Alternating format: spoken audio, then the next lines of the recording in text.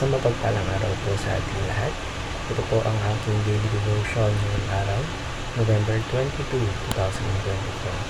Ngayong araw po ay ating tutuloy ang ating series about po sa harnessing the power of words. Specifically, ang maging topic po natin for today is about integrity. So, speak with integrity.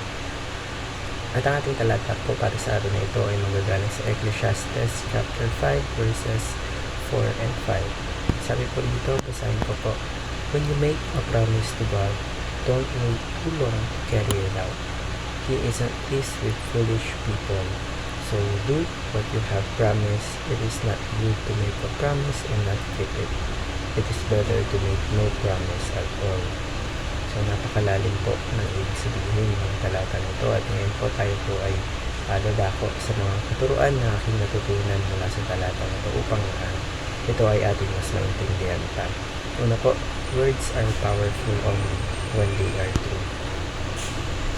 Alam niyo po yung bawat salita meron po yung kapangyarihan na i-shape yung buhay natin. Kasi without truth, words are empty. Walang laman, walang kabuluhan, and wala siyang impact. So, kailangan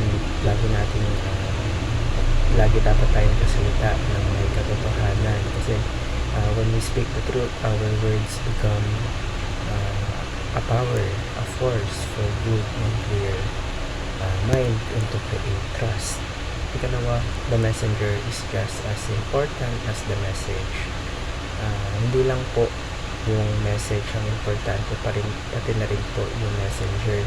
So it's not just about what you say, but how you say it. So paano mo siya sabihin. So the way we communicate, it reflects our character.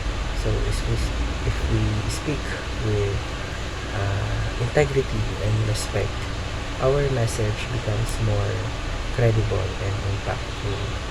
At ikatlo, a person of honor effectively harnesses the power of words.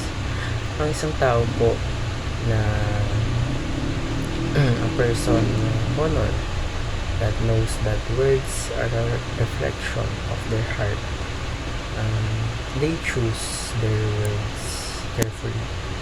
Iniisip muna nila yung mga bagay na kanilang sasabihin bago nila ito sabihin. So bakit ito mahalaga? So understanding that their words can build up or tear down.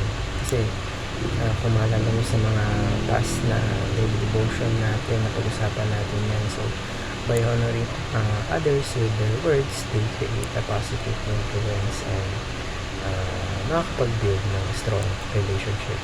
So paano po natin ma-apply ang ating katuruan? Una po, tayo po ay dadako sa ating application. Una po, promise only what you can fulfill and fulfill what you promise. So, pag matuto tayo na alamin natin kung hanggang saan lang ba yung kaya natin. So, huwag po tayo magpo-promise ng mga bagay na hindi naman natin kaya tuparin. At yung mga pinangako naman natin, i-make sure natin na tuparin natin yan kahit anong mangyari. So, don't make empty promises and be reliable when you commit. Kalawa, mean what you say and say what you mean. So, dapat maging clear tayo and maging genuine sa pag-communicate natin. So, huwag tayo magsalita in a way na maaaring makapag-cause ng confusion. So, your words, dapat nagre-reflect yan sa totoo mong intensyon. At yung action mo rin, dapat makikita sa sarili mo na talagang kaya mo. So, let your yes be yes and your no be no.